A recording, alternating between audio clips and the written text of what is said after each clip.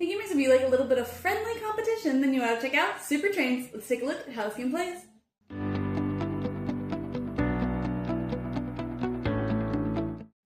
In this game, players are trying to have the most points, and they'll earn points by dropping off passengers, delivering cargo, solving emergencies, and potentially by being kind to other trains during their turn. On a player's turn, they will roll the dice. At the beginning of the game, they will not roll the roller die or the location die, but they'll roll the gear die in order to generate some gears. When you roll the gear die, you will generate at least one gear if you are the active player. If you have generators underneath your board, you'll be able to get as many gears as you have space for and generators for. So let's say I had rolled the red one here and I had an extra generator, I'd be able to generate 2 reds, which is what I also have room for. If you are not the active player, you cannot fill in all the spots, but if you do have a generator under your board, you will be able to generate at least 1 if you have room for it. When players start rolling the roller die, if they roll a arrow movement here for him, then they will move him. The line is the bottom of the board, so in this case I'll move him 1 space over here. Instead, if they had rolled an attack instead of that, then they can put out one of his emergency cards on the location that is rolled on the location dice, in this case on the carnival. So we'll just put that face down over here. That will block that spot, and players will have to resolve it before they are able to move through that spot. If a player had been on that spot when that gets rolled, it would flip over and they'd have to see it immediately if they are able to resolve it. Normally on a player's turn, they have up to 5 movement, and they can stop in locations and continue their movement after dropping off passengers and things of that nature.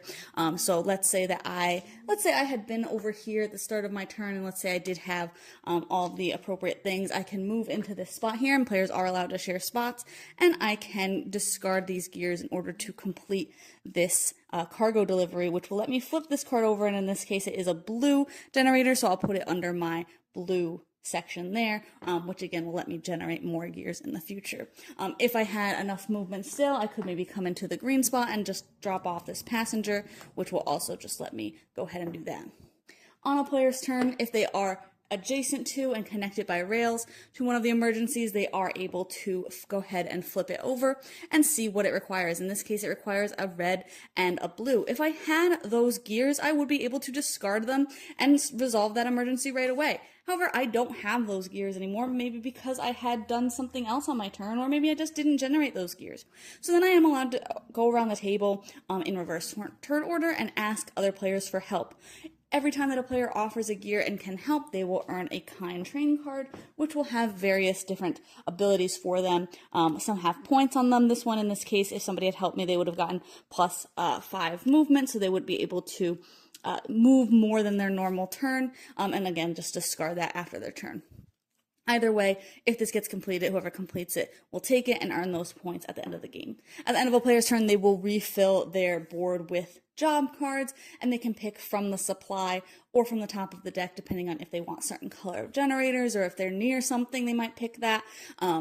Or if they just want maybe passengers over cargo deliveries because they're a little bit easier, anything like that, they can just fill up their board and play will move around the table. The game will end once all of the emergencies have been put onto the board.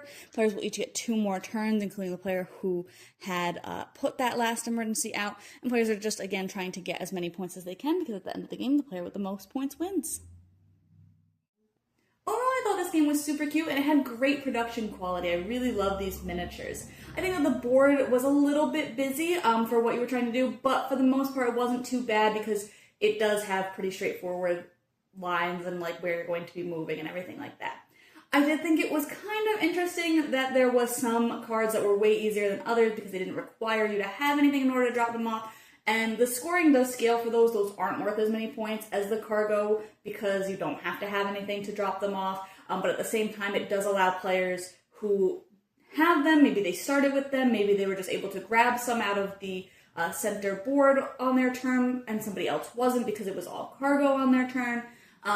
It does allow those players to get through things more quickly. So if you are able to kind of start with the passengers first, you're able to get through more cards and then get to the cargo a little bit later in the game. when everybody is kind of doing the cargo anyway. So it does let you just get more cards, which I thought didn't make a lot of sense to me. It should have been, equally available to all players, I thought maybe. I did also think there was a little bit, not a ton, but a little bit of a first player advantage because it doesn't have equal turns.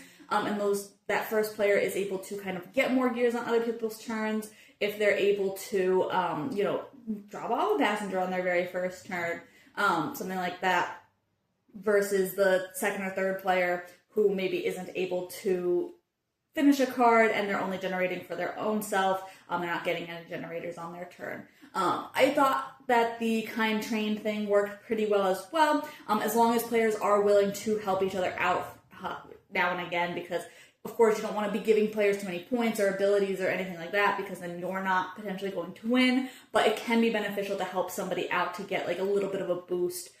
Again, if players are willing to kind of ask for that help and help each other throughout the game, as long as, you're not benefiting somebody else more than yourself. Overall, I do think the game is solid. It works pretty well, but I just think that there's a couple of things here and there that feel a little bit clunky or a little bit just off for the overall gameplay. But, you can see for yourself. You can see my full thoughts on watch it. I decided this one might be for you, and check it out yourself.